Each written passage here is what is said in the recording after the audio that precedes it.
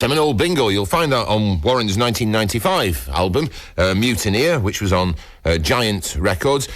Dylan, Springsteen, Carl Hassian, Jackson Browne, the list goes on and on and on. Does it bother you that you've earned more admiration than you probably have money? Well, it's true that I haven't been burdened with a great deal of commercial success over the fullness of time. But, you know, they asked my hero, Krzysztof Kieślowski, the late, great Polish director, that same question, you know, the guy who directed Blue, White, and Red, among other things. And he said, I don't know. I think I'm already seated too far forward. Tell us the story behind Lawyers, Guns and Money. Did you actually find yourself in a situation that inspired that?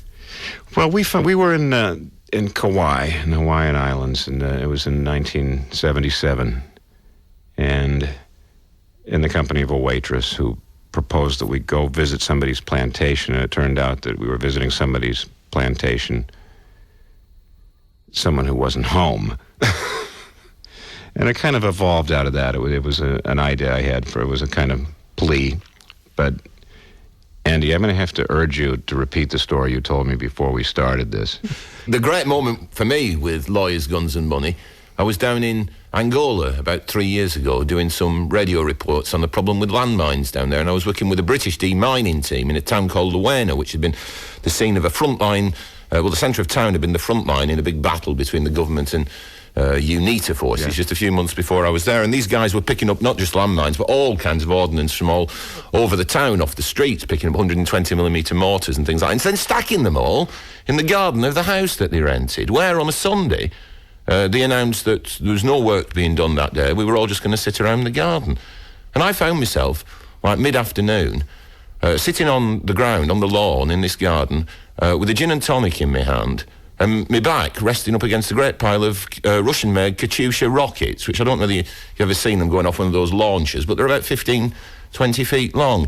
And these things were unexploded, and the heat must have been 90 degrees or something like that. A thunderstorm looming as well. And they had one of those wallets with a few CDs in and a ghetto blaster. And they asked me if I'd like to choose something. I was leafing through it, and it was all dreadful stuff. Phil Collins and Simply Red and very, very mainstream. And then, for no reason which any of them could explain to me, tucked away in there was a copy of your album, A Quiet Normal Life, your greatest hits album, for want of a better phrase. And I just reached out, I found myself in such a bizarre situation. I just reached across to one of these guys, handed him the CD and said, put this on. And about 20 seconds later, I'm sitting there in the middle of a war zone in Angola listening to Lawyers, Guns and Money.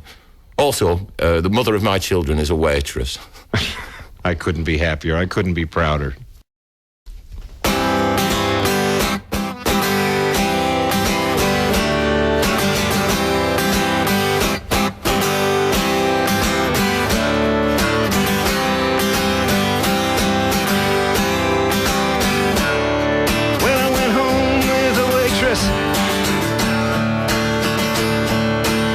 I always do.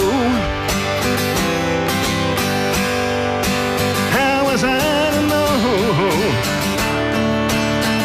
she was with the Russians too?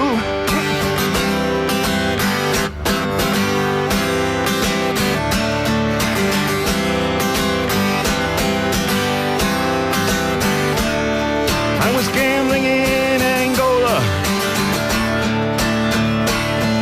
I took a little risk, yeah. Send lawyers, guns, and money. Dad, get me out of this, yeah.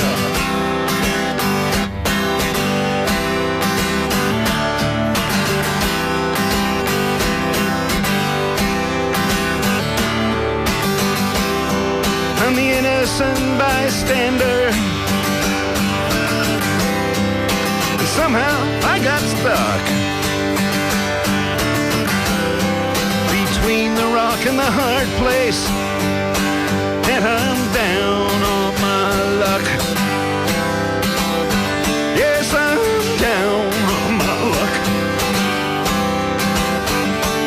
Andy, I'm down on my luck.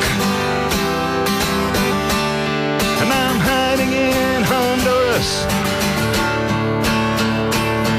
I'm a desperate man. Send lawyers, guns, and money. The shit has hit the fan.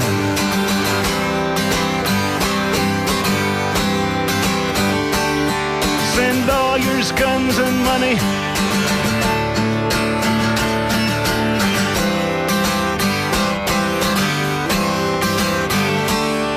Send lawyers, guns, and money.